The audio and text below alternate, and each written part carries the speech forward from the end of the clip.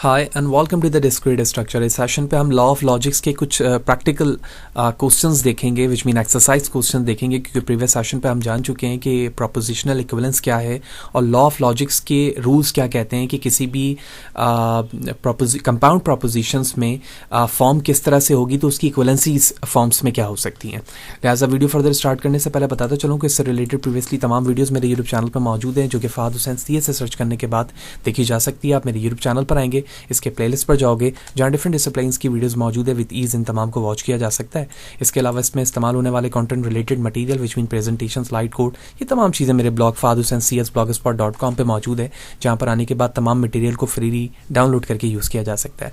तो अगर चैनल पर नया चैनल को सब्सक्राइब नहीं किया हुआ तो ज़रूर सब्सक्राइब करें, ताकि अपकमिंग वीडियोज़ के हवाले से आपको बर वक्त जानकारी मिलती रहे और इसी तरह की नई चीज़ें हम आसानी के साथ सीख सकें। साथ ही साथ आप मेरे ब्लॉग पर भी मुझे फॉलो कर सकते हैं, ताकि जब भी कोड अपलोड किया जाए आपको इन्फॉर्मेशन मिलती रहे। तो प्रीवियस सेशन पर जैसे मैंने स्टार्टिंग में भी जिक्र किया कि हमने लॉ ऑफ लॉजिक्स के तमाम रूल्स को जाने थे, ठीक है।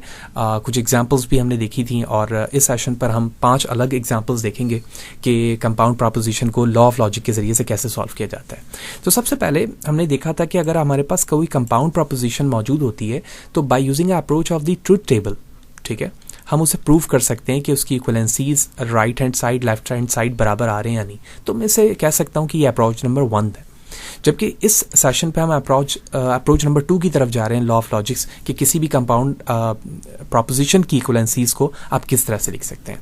तो इस वक्त हमारे पास क्वेश्चन मौजूद है, नेगेशन मल्टीप्लाई हो रहा है negation of P and Q के साथ, और ये पूरा जो फॉर्म है वो पी और क्यू के दरमियान है और इन दोनों के दरमियान एंड ऑपरेशन हो रहा है। और जब इसकी तमाम वैल्यूज़ निकाल ली जाएगी तो वो ओरिजिनली दोबारा से पी ही के बराबर आ जाएगा, जो कि हमारी स्टार्टिंग वैल्यूज़ है। कैसे इस चीज़ को प्रूव किया जा सकता है?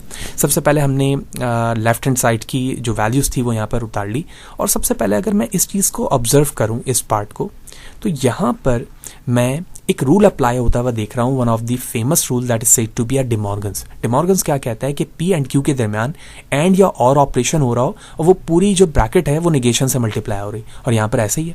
तो लिहाजा मैं नेगेशन के मुताबिक एंड को और में या और को एंड में कन्वर्ट कर सकता हूँ, नेगेशन इससे मल्टीप्लाई हो जाएगा। लिहाजा अब जो हमारे पास फॉर्म बनेगी इस स्टेप में, यानी मैं इसे कह रहा हूँ स्टेप नंबर 1, तो यहाँ पर क्या होगा, negation of negation then negation of P again, क्योंकि ये डबल नेगेशन से यहाँ पर आ रहा है, क्योंकि ये एंड था, ये अब और में कन्वर्ट हो जाएगा और ये आ जाएगा नेगेशन ऑफ क्यू। मैं इसे ब्रैकेट में इस तरह से लिख सकता हूँ, ये डॉट लगाया विच मीन मल्टीप्लाई को शो करे। उसके बाद जो एक्सप्रेशन थी हमारे पास उसका मैंने एंड लिखा, फिर ब्रैकेट पी और क्यू लिख दिया। अब यहाँ पर हम रूल को लिखेंगे कि कौन सा रूल आपने अप्लाई किया। तो इन शॉर्ट में यहाँ लिख दे रहा हूँ डी मॉर्गन्स लॉ को मैंने यहाँ पर अप्लाई किया, राइट। Step number 1। 2 पर हम देख रहे हैं, क्योंकि ये 2 टाइम नेगेशन है और हमारे पास एक रूल है जिसको हम डबल नेगेशन कहते हैं। इसके मुताबिक जब 2 टाइम कोई भी प्रोपोजिशन नेगेशन के साथ होती है तो हम उसको ओरिजिनली वही प्रोपोजिशन लिख लेते हैं जो वहाँ पर मौजूद है। तो मैं इसे लिख सकता हूँ दोबारा से अब ओनली पी और नेगेशन ऑफ क्यू के साथ, और बाकी तमाम वैल्यूज़ में वैसे ही लिख दूंगा पी और क्यू को, राइट। तो यहाँ पर मैंने कौन सा रूल अप्लाई किया, double negation. So it is said to be a double NEG in short, negation law, right. Now the third one. अच्छा, थर्ड स्टेप पर अब हम क्या होता हुआ देख रहे हैं। अगर आप थर्ड स्टेप को यहाँ पर इस स्टेप को समझें जहाँ पर हमने डबल डिमॉर्गन्स लगाया है, और अब डबल डिमॉर्गन्स लगाने के बाद हम यहाँ पर डिस्ट्रीब्यूटिव लॉ को देखें, तो डिस्ट्रीब्यूटिव लॉ क्या कहता है कि अगर आपके पास इस तरह से 2 ब्रैकेट है और उन 2 ब्रैकेट्स के दरमियान एंड या और ऑपरेशन परफॉर्म किया जा रहा है, जैसे यहाँ पर है, तो आप उसे इस फॉर्म पे लिख सकते हैं, ठीक है। इस फॉर्म का मतलब ये हुआ कि Q और R, यानी इस वेरिएबल को आपने यहाँ से लिया और इस वेरिएबल को आपने यहाँ से लिया, इनको ब्रैकेट में डाला, और उसके बाद जो दोनों में सेम वेरिएबल है P, उसे आपने कहाँ डाल दिया, बाहर डाल दिया, क्योंकि ये रूल्स कह रहा है। इस रूल्स के मुताबिक अगर आप यहाँ देखें तो यहाँ पर भी Q मौजूद है और यहाँ पर भी Q मौजूद है और ये P है, तो मैं P को बाहर रखूंगा। तो इस बेस पर यहाँ पर जो हमारा कंपाउंड प्रोपोजिशन चेंज होगा वो कुछ इस तरह से कि P and negation of Q and only Q। क्यों? क्योंकि यहाँ पर भी नेगेशन Q है और यहाँ पर भी Q है, ये नेगेशन के साथ था वो मैंने उतार दिया, और ये जो साइन था वो उसका साइन यहाँ पर डायरेक्टली उतर गया। तो इस रूल पर मैंने यहाँ पर अप्लाई किया डिस्ट्रीब्यूटिव लॉ। तो इन शॉर्ट DIST मैंने लिख दिया distributive law. That's great. Point number 4, not 3। अब हमें देखना है कि यहां पर क्या अप्लाई किया जा सकता है। अगर आप इस फॉर्म को देखो और हम अपने क्यूमुलेटिव लॉ को देखें, तो क्यूमुलेटिव लॉ ये कहता है कि अगर दो वेरिएबल्स में पी एंड या और ऑपरेशन किया जा रहा है तो आप उसको रिवर्स करके भी लिख सकते हैं। रिवर्स करने का मतलब ये है कि पी को क्यू की जगह और क्यू को पी की जगह, बात वही होगी हमारी।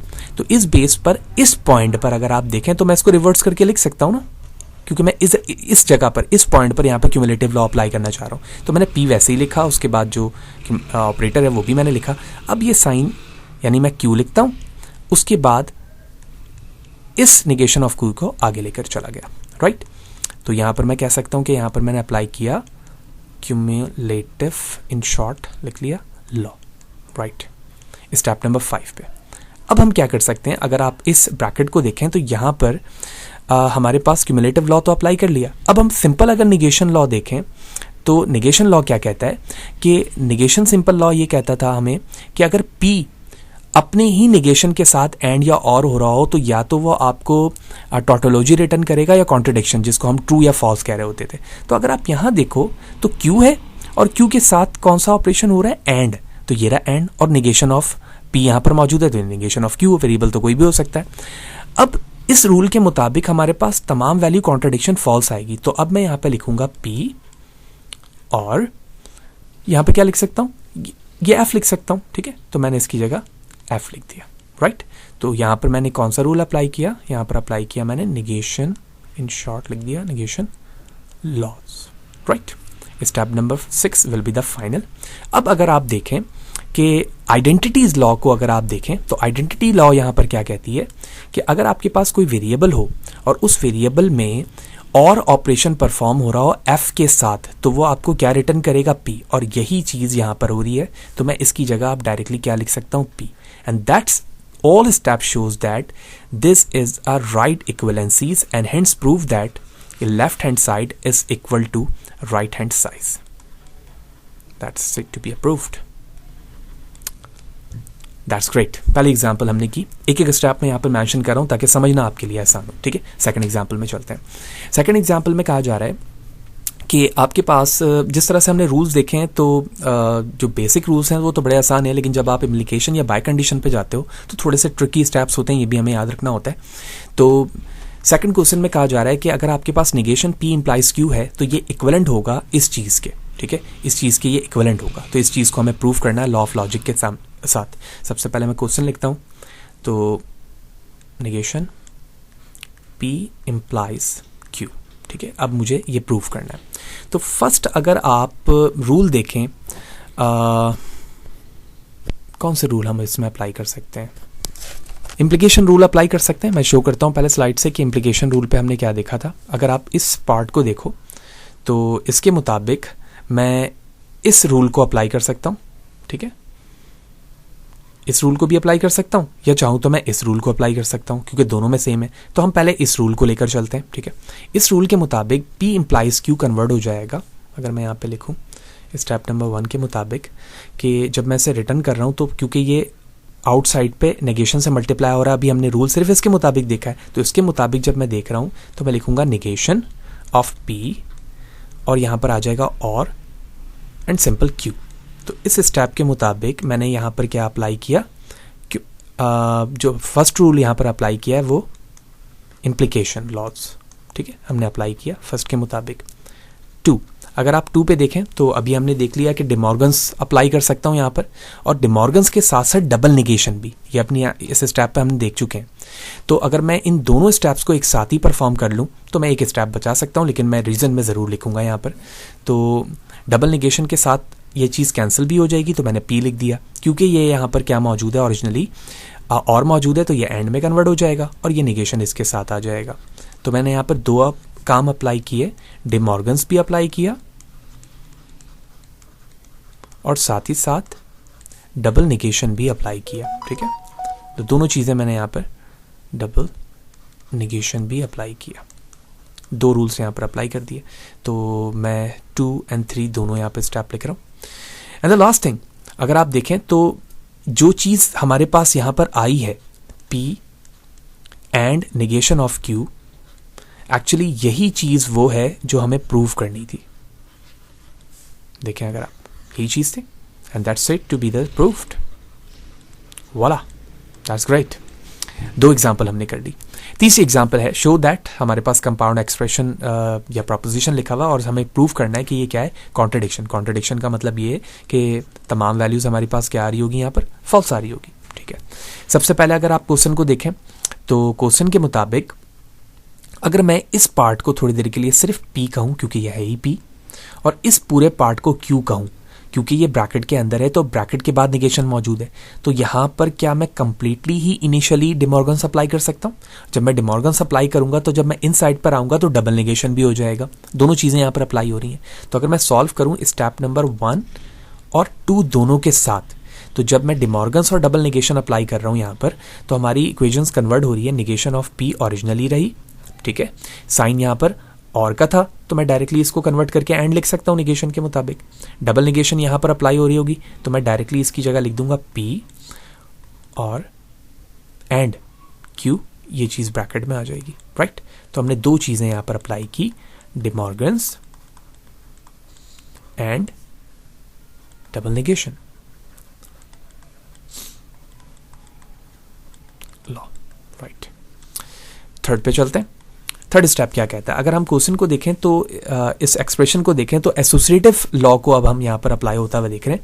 ये रहा हमारे पास एसोसिएटिव लॉ, निगेशन और ये रूल्स डिमॉर्गन्स हम अप्लाई कर चुके हैं।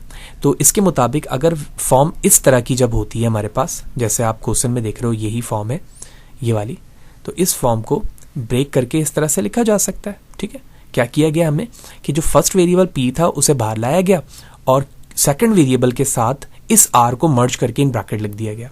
ठीक है, जो कि एसोसिएटिव लॉ कहती है। तो इसके मुताबिक अब मैं लिख सकता हूं कि जो हमारे फॉर्म बनेगा वो बनेगा negation of P and P only in bracket, और उसके बाद ये जो ऑपरेटर था हमारा वो Q।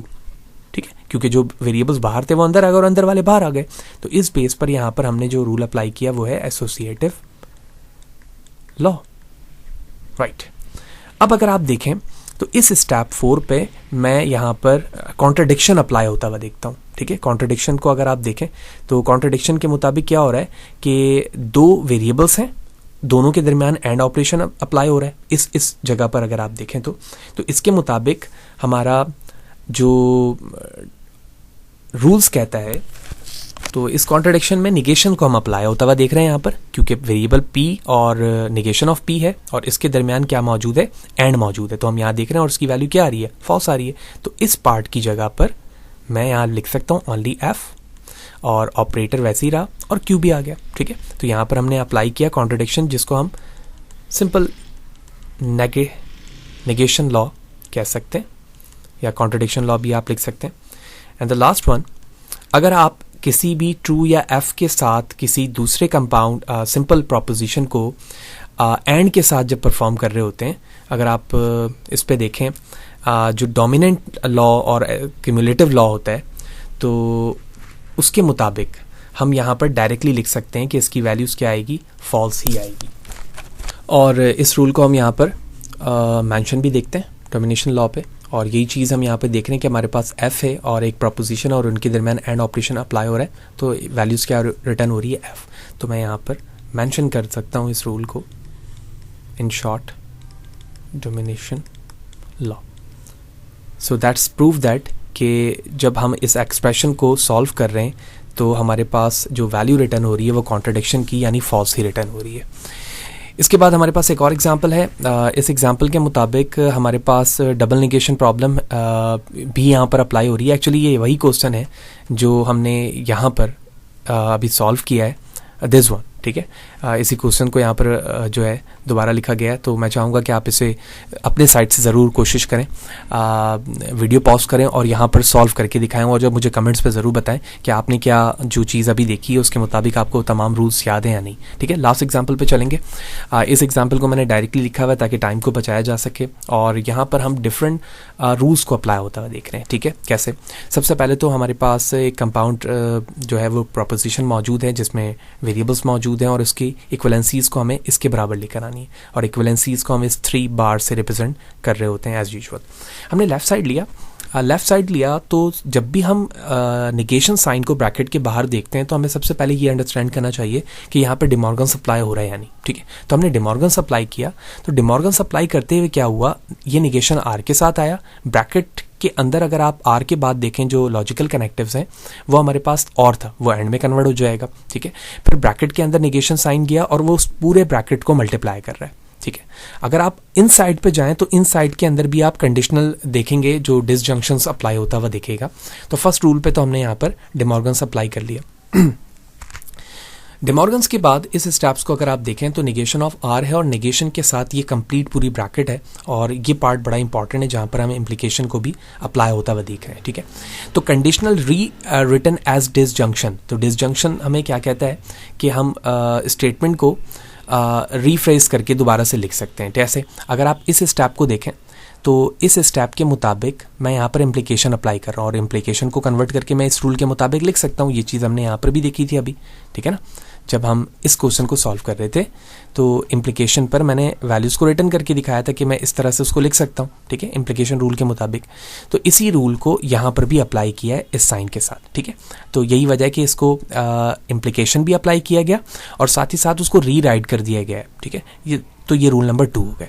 अब इस फॉर्म पर आ चुके हैं। डबल नेगेशन को हम अप्लाई होता हुआ देख रहे हैं क्योंकि ब्रैकेट के बाहर यहाँ पे एक नेगेशन मौजूद था जो इनसाइड ब्रैकेट से भी मल्टीप्लाई हो रहा है, तो डबल नेगेशन अप्लाई कर दिया। डबल नेगेशन अप्लाई करने के बाद दोबारा से हम इनसाइड पे क्या होता हुआ देख रहे हैं, डिमॉर्गन्स। क्यों? क्योंकि ये एक वेरिएबल है और ये कंप्लीट एक वेरिएबल बना रहा है और ये बाहर किससे मल्टीप्लाई हो रहा है, नेगेशन से। डिमॉर्गन्स अप्लाई किया, डबल नेगेशन अप्लाई कर दिया। जब डबल नेगेशन और डिमॉर्गन्स दोनों अप्लाई कर दिया तो अब हम इस फॉर्म पर आ चुके हैं। I am going to zoom it now. ठीक है, इस फॉर्म पर आ चुके हैं। इस फॉर्म पर आने के बाद डिस्ट्रीब्यूटिव एंड एसोसिएटिव दोनों रूल्स को हम यहाँ पर अप्लाई होता हुआ देख रहे हैं। तो मैंने यहाँ पर डिस्ट्रीब्यूटिव रूल अप्लाई किया इस स्टेप पर और उसके बाद एसोसिएटिव अप्लाई करने के बाद आइडम्पोर्टेंट हमें रूल्स मिल रहा है। आइडम्पोर्टेंट में क्या होता है, 2 ही वेरिएबल्स होते हैं सेम नेम के और उनके दरमियान एंड या और ऑपरेशन अप्लाई किया जा रहा होता है, वो मैंने यहाँ अप्लाई किया और उस रूल के बाद हमें इस फॉर्मेट पे डिस्ट्रीब्यूटिव लॉ अप्लाई होता हुआ दिख रहा है। ठीक है, going to zoom it. Distributive law अगर आप देखें तो डिस्ट्रीब्यूटिव लॉ पे क्या होता है, 2 ब्रैकेट्स के साथ वैल्यूज होती हैं, या तो उसे इस फॉर्म पे कन्वर्ट किया जा सकता है या इस फॉर्म पे लाया जा सकता है। वो चीज़ की हमने और उसके बाद एट लास्ट जब उस फॉर्म पर यानी इस फॉर्म पर आप क्यूमुलेटिव लॉ को अप्लाई होता हुआ देखते हैं तो क्यूमुलेटिव लॉ के मुताबिक मैंने जब वैल्यूज़ लिखी तो हमें वही वैल्यूज़ रिटर्न हो गई जो हमें इक्विवेलेंसीज में प्रूफ करनी थी और ये चीज़ यहाँ पर प्रूफ हो गई। तो इस सेशन पे हमने देखा कि जब आप लॉ ऑफ लॉजिक के ज़रिए से किसी भी कंपाउंड प्रोपोजिशन को सॉल्व कर रहे होते हैं तो सबसे पहले तो साउंड नॉलेज आपके पास लॉजिकल इक्विवेलेंसीज की होनी चाहिए, लॉ ऑफ लॉजिक्स की, जो हम राइट हैंड साइड पर हर एग्जांपल के मैं इमेज दिखा रहा हूँ ताकि ये चीज़ आपको अच्छी तरीके से मेमोराइज हो। जब ये चीज़ें मेमोराइज होगी तो आप अच्छी तरीके से इन प्रॉब्लम को सॉल्व कर सकेंगे जैसे हमने यहाँ पर देखा। तो होपफुली ये सारी चीज़ें आपको क्लियर होंगी। फिर भी कोई सवाल है, अगर कोई चीज़ समझ में नहीं आई है कमेंट सेक्शन पर ज़रूर पूछें, कोशिश करूँगा इस हवाले से आपको बर वक्त जवाब दे सकूँ। वीडियो अच्छी लगी हो तो लाइक करें, ज़्यादा लोगों को शेयर करें। नेक्स्ट सेशन पे जाएंगे तो फर्दर चीज़ों को डिस्कस करेंगे। See you in the next session.